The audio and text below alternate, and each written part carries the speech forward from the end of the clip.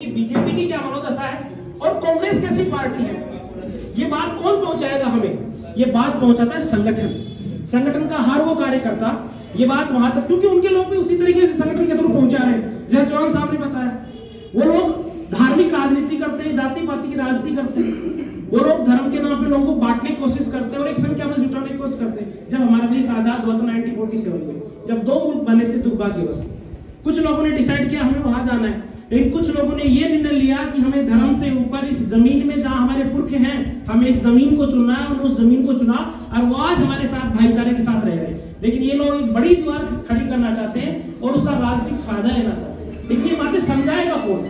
मैं आज यहाँ बोल के चला जाऊंगा, हमारे राहुल गांधी जी बोलते हैं, खड़गे जी बोलते हैं, हमारे राजस्थान के जो प्रदेश अध्यक्ष वो बोलते हैं, आपके जिलाध्यक्ष बोलते हैं, लेकिन ये बात समझाने के लिए एक संगठन चाहिए और संगठन सक्रिय चाहिए। कांग्रेस कमजोर नहीं है, हमें हमारी ताकत को पहचानना है कि दिक्कत क्या हो रही है, कहां हो रही है।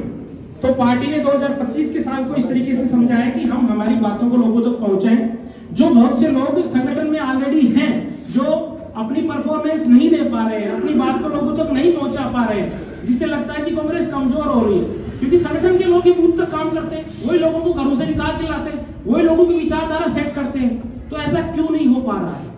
तो उन जो लोग काम नहीं कर रहे उन्हें विश्राम दिया जाएगा, और जो लोग एक्टिव हैं, न्यू जनरेशन है, उसको ऐड किया जाएगा कि आके वो कार्य करें।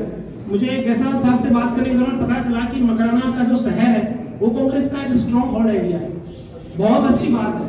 लेकिन क्या होता है कि लगातार अगर हम स्ट्रॉन्ग में रहे तो कभी अगर हम संगठन कमजोर कर गए तो कभी ऐसा ना हो कि एक दिन ये लगे कि यार जो हमारे साथ थे वो हमारे खिलाफ खड़े हो जाते हैं। कई बार बहुत अच्छी बात है सर, लेकिन संगठन को जिंदा रखना है, क्योंकि चेयरमैन साहब बैठे हैं, 2 चेयरमैन बैठे हैं, 3 चेयरमैन मेरे साथ बैठे हैं। ये बड़ी खूबसूरत बात है कि ये चीजें आगे दी जा रही हैं, एक न्यू जनरेशन को एक नई चीज दी जा रही है कि हमने कर लिया, अब आप कीजिए हमारे मार्गदर्शन में। तो जब संगठन होगा तब ये चीज होगी, अगर संगठन नहीं होगा तो आप लोग कहां से लाओगे पार्षद का चुनाव लड़ने के लिए? आप लोग कहां से लाओगे आपका नेता चुनने के लिए? संगठन से बना हुआ नेता, संगठन की खोज का आदमी आपको लंबे समय तक चलता है। तो पार्टी ने डिसाइड किया है कि जो लोग काम नहीं करते उनको विश्राम देंगे, जो लोग एक्टिव हैं उनको लाएंगे। और बड़ा अच्छा टाइम आ रहा है हमारे पास कि पंचायती राज के चुनाव भी आएंगे और म्युनिसिपैलिटी के भी चुनाव भी आ रहे हैं। और यहाँ पे बड़ी स्ट्रॉन्ग चीज है कि आप वन साइडेड लोग अपना बोर्ड बना पाते हैं, तो आपके लिए चर्निंग करने के लिए बहुत अच्छा समय है, और अभी बूथ तक जाने का भी है। मुझे प्रभारी इसी आधार पर बनाया गया कि मैं यहाँ का संगठनात्मक काम देखूं। हम मंडलों की मीटिंग लेंगे, जो आपके 10 मंडल बने हुए सिटी शहर की, उनके एक एक मंडल की जो 4-5 वार्ड का बनके एक बना हुआ है, उनके जाके हम बैठेंगे। वहाँ बॉडी में कौन लोग हैं वो काम कर रहे हैं नहीं कर रहे हैं, उनसे हम बात करेंगे। कौन लोग आना चाहते हैं, विधायक जी को भी इन्वॉल्व करेंगे, यहाँ के पूरे सिस्टम को इन्वॉल्व करेंगे, और वो कार्यकारिणी बनाएंगे, बूथ तक जाएंगे, बूथ की कार्यकारिणी बनाएंगे।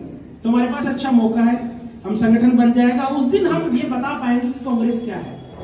नेशनलिज्म जो राष्ट्रवाद है उसकी जननी कांग्रेस है, और कोई कह रहा है कि राष्ट्रवाद तो हम लेके आए हैं। आप एक बात मुझे बताइए, आपके बच्चों को पढ़ने का शिक्षा का अधिकार किसने दिया? यूपी गवर्नमेंट ने। फूड सिक्योरिटी बिल कौन लेके आया? आप ऑफिस में जाते हो तो आप ये कह सकते हो मेरी फाइल में आपने क्या नोटिंग डाली है, 10 रुपए लीजिए मुझे बताइए, ये कौन लेके आया? कांग्रेस। तो जब ये सब हम लेके आए हैं, और यहाँ पिछली गहलोत सरकार ने क्या क्या काम किए, आप अपने सीधे किसी भी हॉस्पिटल में जाइए और अपना फ्री में इलाज कराइए। आपके बच्चों के लिए अंग्रेजी शिक्षा आपके दरवाजे पे आ रही है, अब वो उन्हें खत्म कर रहे हैं।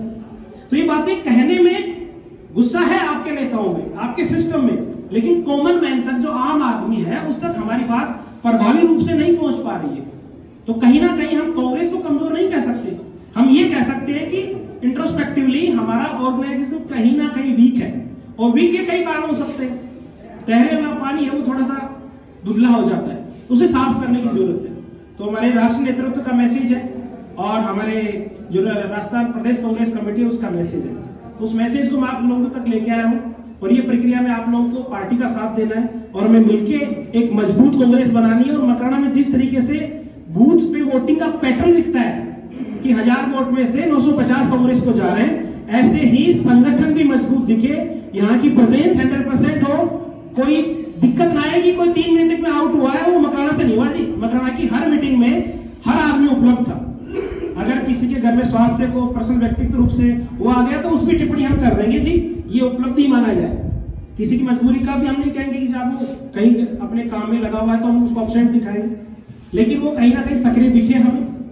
तो एक मजबूत वोटिंग पैटर्न के साथ हमें संगठन भी दिखना चाहिए। हम ये कहेंगे देखो वोट ही नहीं डालते, हमारा संगठन भी मजबूत है। तो मुझे आशा है मकराना से क्योंकि और आपके यहाँ से विधायक है, शहर से ही जिनका निवास स्थान है, तो ये जिम्मेदारी आपकी ज्यादा बन जाती है कि जब रिपोर्ट ऊपर जाए तो मकराना की रिपोर्ट सबसे ऊपर हो, सबसे बेस्ट हो। Thank you.